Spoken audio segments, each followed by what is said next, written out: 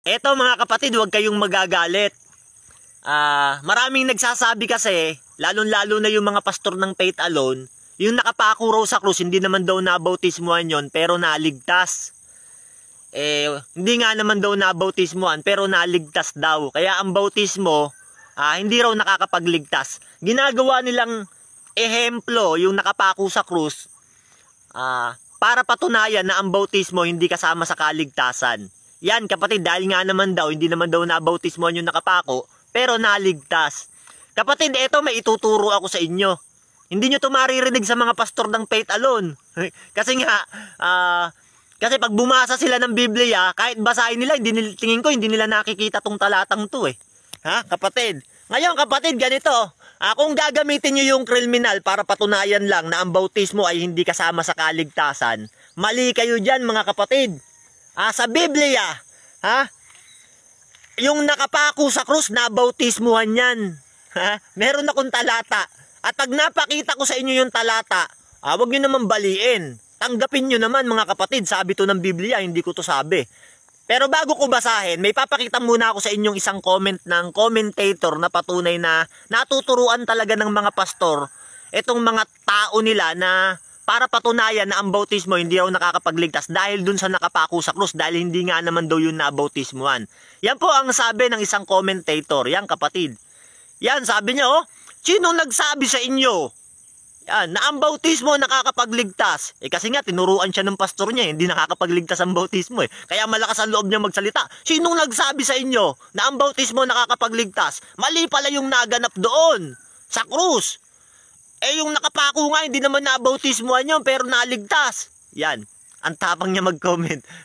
Yan kasi kapatid eh. Pero ito, pag napakita ko kapatid, huwag kayong magagalit ha. Huwag nyo naman baliin yung talata.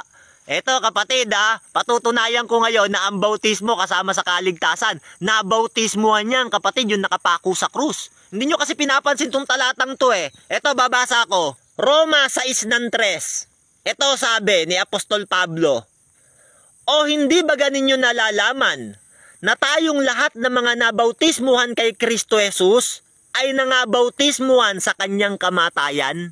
Yan kapatid no. Sabi ni Apostol Pablo, hindi ba ninyo nalalaman na tayong lahat na nabautismuhan kay Kristo Jesus ay nabautismuhan sa kanyang kamatayan?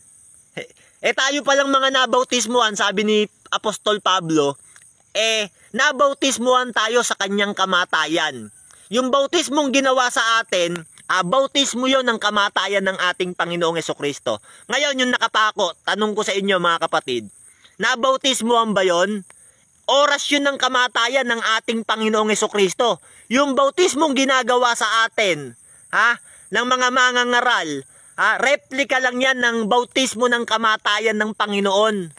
Yan kapatid no. Tayo palang lahat na nababautismuhan, yan ay replika lang ng bautismo ng kamatayan ng ating Panginoong Hesukristo. Yung magnanakaw, yung kriminal na nakapako, oras yun ng kamatayan ng ating Panginoong Hesukristo. Nabautismuhan yun sa kamatayan ng ating Panginoong Hesukristo. Pag nag-aral kasi kayo ng Biblia, letra por letra hindi nyo kinukuha yung aral ng Espiritu. Merong turo ang Espiritu, merong pahayag sa Espiritu mga kapatid. Hindi lahat letra por letra ang Biblia. Merong pahayag ang Diyos sa pamamagitan ng Espiritu. Yan. Eto, basa, 1 Korinto ng 2:10. Ang Diyos ay nagpapahayag sa atin sa pamamagitan ng Espiritu, sapagkat ang Espiritu ang sumisiyasat ng lahat ng mga bagay. Oo, ng mga malalalim na bagay ng Diyos. Meron palang pahayag sa Espiritu, hindi letra por letra. Yan kapatid, yung kriminal na nakapako, nabautismuhan yan sa kamatayan ng ating Panginoong Hesukristo.